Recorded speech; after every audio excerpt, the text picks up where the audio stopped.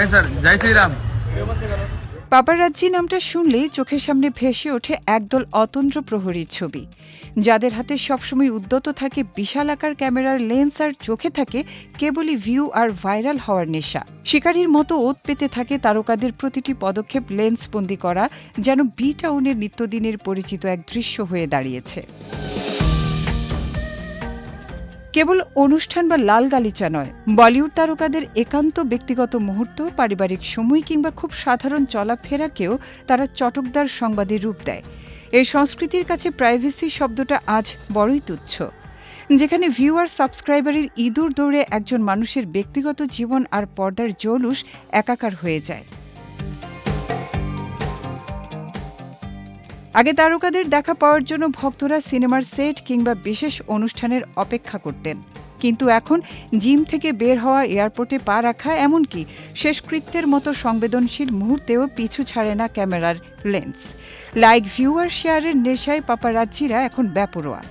একটি এক্সক্লুসিভ ছবি মানেই ইন্টারনেটে আগুনের মতো ছড়িয়ে পড়া, কিন্তু এই প্রক্রিয়ায় ড্রয়িং রুমের ভেতরে ক্যামেরা তাক করা কিংবা ব্যক্তিগত গোপনীয়তা লঙ্ঘন করা এখন নিত্য নৈমিত্তিক ঘটনা। সারাক্ষণ এমন নজরদারিতে থাকায় তারকাদের মধ্যে বাড়ছে তীব্র মানসিক চাপ, উদ্বেগ ও নিরাপত্তাহীনতা, যা তাদের স্বাভাবিক জীবনযাত্রাকে ব্যাহত করছে। এই পাপারাজ্জি সংস্কৃতি নিয়ে বরাবরই সরব অমিতাভ পত্নী জয়া বচ্চন। বিভিন্ন সময় রণবীর কাপুর, সানি দেওল ও শ্রুতি হাসানের মতো তারকারাও এই অপসংস্কৃতির বিরুদ্ধে কড়া ভাষায় আঙুল তুলেছেন। তাদের মতে, খ্যাতির বিড়ম্বনা মেনে নেওয়া যায়, কিন্তু ব্যক্তিগত গোপনীয়তা বা প্রাইভেসি যখন এভাবে লঙ্ঘিত হয়, তখন তা কেবল পেশাগত সংকট নয়, বরং একটি বড় সামাজিক অবক্ষয়।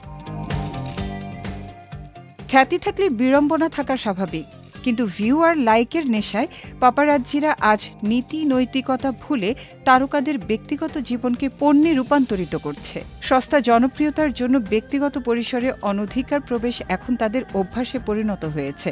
ক্যামেরার বাইরেও যে তাদের একটি সাধারণ জীবন ও শান্তির অধিকার আছে, সেই ন্যূনতম সম্মানটুকু দেওয়ার প্রয়োজনও তারা মনে করছে না।